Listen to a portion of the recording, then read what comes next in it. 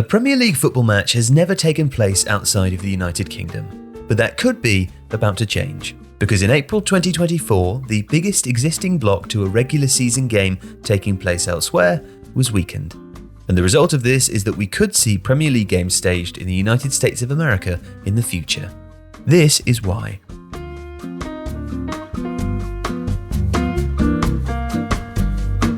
On the 8th of April 2024, the resolution filed in a US district court in Manhattan revealed the New York City-based event promoter, Relevant Sports, would drop FIFA as a defendant in its antitrust lawsuit against FIFA and the US Soccer Federation. Relevant Sports was founded by the billionaire Stephen Ross, who's also the owner of the NFL team Miami Dolphins. Relevant has developed close ties with many of Europe's foremost clubs, and for over a decade it's organised exhibition matches in the US. In 2018, they sought to bring a La Liga fixture between Barcelona and Girona to Miami. Later that year, the FIFA Council issued a directive blocking the idea, saying that official domestic games must be staged in the league's home territory.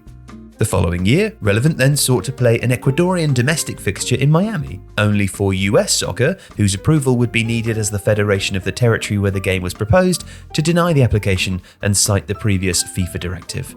Since then, Relevant has been engaged in a 5-year legal battle against both FIFA and US Soccer, arguing that the parties have conspired to prevent Relevant from hosting regular season matches involving foreign clubs in the US, thus violating US antitrust law designed to prevent unjust collusion or monopolies. Now, this had all become background noise until April the 8th, when FIFA were dropped from the lawsuit and the two parties announced a settlement, although details of it were not disclosed. It's not clear why FIFA has elected to rethink the matter now, but the US is currently a priority market for them, with a Men's World Cup slated for 2026. Before that, the US will host the Copa America this summer, and FIFA's inaugural Summer Club World Cup tournament in the summer of 2025. FIFA has forecast that it will drive revenues of $11 billion for the cycle through to the Men's World Cup in 2026. And interestingly, the European Super League affair has indirectly influenced Relevant's dispute with FIFA. This is because the European Court of Justice passed a landmark ruling in December 2023, which said that FIFA and UEFA's rules, which require their pre-authorization for a potential Super League, were unlawful. Relevant are not proposing fresh competitions, but they are making arguments on similar grounds, essentially questioning how government bodies can simultaneously operate as organisers, regulators, governing bodies, and promoters. As such, FIFA is under pressure from Relevant to further clarify its regulations. Now, in England, this debate has been toxic ever since the Premier League withdrew a 2008 proposal for an international round of games, following a backlash from local supporters and media.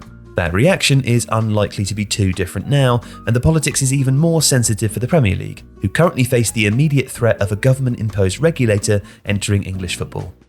Nevertheless, broadcast deals internationally have now overtaken the Premier League's domestic rights deal, which opens questions about whether the global supporter merits greater access to meaningful action.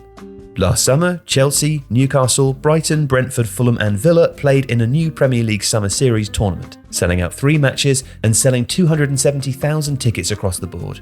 The Premier League also now has an office in New York City. Its 2021 television deal with NBC is worth $2.7 billion until 2028, more than double the previous auction.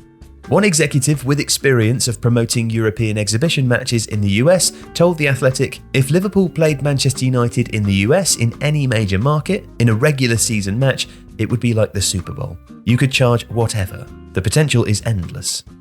Now, Relevant themselves have spoken more cautiously, with their CEO, Danny Silman, talking of the need to move forward thoughtfully and collaboratively to avoid alienating stakeholders.